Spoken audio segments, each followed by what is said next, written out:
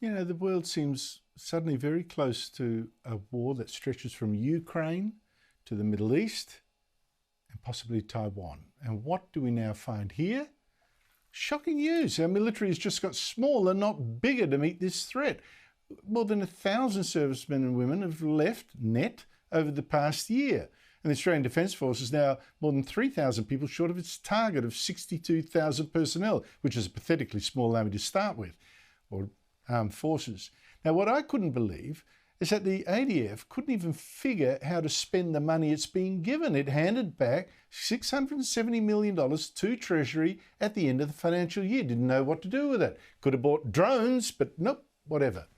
So, this is when the Middle East is looking like going up in flames, with Russia's president even now warning that American warships sent to help defend Israel are now within range of Russia's air force.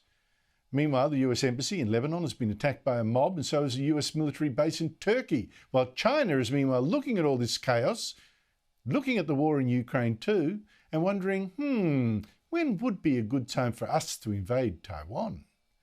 Joining me is the opposition's defence spokesman, Andrew Hastie. Andrew Hastie, thank you for joining me. We are getting fewer soldiers, not more. How big a problem is that? It's a big problem, Andrew. The ADF is shrinking. Under the Morrison government, we committed to grow the ADF by 18,500 by 2040. So we'd have a complete defence organisation of around 100,000 people, 80,000 uniformed, 20,000 public servants. And we're currently 3,400 people behind. In fact, we're not hitting our recruiting targets at all. We're less than 75% of our recruiting targets in the last financial year. And we're also shedding people at a rate of 11.1% per year. So we have a recruiting crisis, we have a retention crisis, and it's only getting worse under the Albanese Labor government. What are the problems here? What's happening? I think there are a number of things. I think there's a lack of strong messaging from recruiting. I think young Australians want to be inspired, want to be motivated. Joining the Defence Force is not about self-realisation. Sure, you grow as an individual, you learn skills, you're part of a team, you grow as a leader, but fundamentally, service in the ADF is unique and unlike any other service to your country, because ultimately you'll be called upon to bear arms and defend your land and people, and that's a very special thing.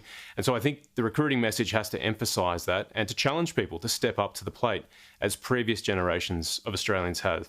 I think there's other challenges. There's a tight labour market, of course, but also remuneration is an issue for many people. And I think as well, being dislocated from where you've grown up. So if you're recruited out of Melbourne, Sydney or Perth, and then being posted to Darwin and Townsville and other places that are quite remote, I think that can put people off as well. So there are a number of things that the government certainly has to look at, but I would start with simple messaging about why it's important that young Australians serve their country in uniform. Yes, I'd like fewer ads about how nice things are. You go and cuddle babies and build huts and stuff, and more about it really is often about warfare, putting your life on the line. Can I just ask you, Gaza now, you have been a soldier in war. You've got no glowy-eyed sort of feelings about what war means. You know what it means. How hard would it be for Israel to go into Gaza, rescue the 199 hostages Hamas has taken there, take down the Hamas terrorists, and do all of that without killing civilians or being killed themselves, for that matter? Because I'm seeing so many unrealistic demands being put on Israel, almost like, you know, if it was fighting Nazi Germany, don't fight the Nazis because innocent Germans will be killed. And yet I think that sort of analogy is correct in this case. This is very, very challenging for Israel. The complexity is almost infinite. Going after Hamas in Gaza will be a huge challenge. But what's really important, Andrew, is clarity, moral clarity about what happened on October 7th, that it was brutal murder carried out by Hamas jihadis. Strategic clarity about who Israel is up against. Hamas, as part of its charter, mandates the obliteration of the Jewish people. These people will not compromise.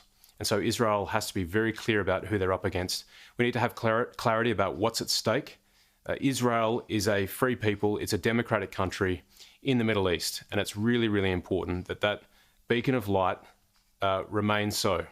And that's why it's important that friends like the US and Australia stand with Israel and its right to self-defense. And then I think we also finally need to be clear about the complexity that Israel is facing. It's not just Hamas. There's Hezbollah, there's Iran behind this. Then there's the US, there's the Gulf states, Saudi particularly with the Abraham Accords. You've got Egypt as well. Throw in China, Russia.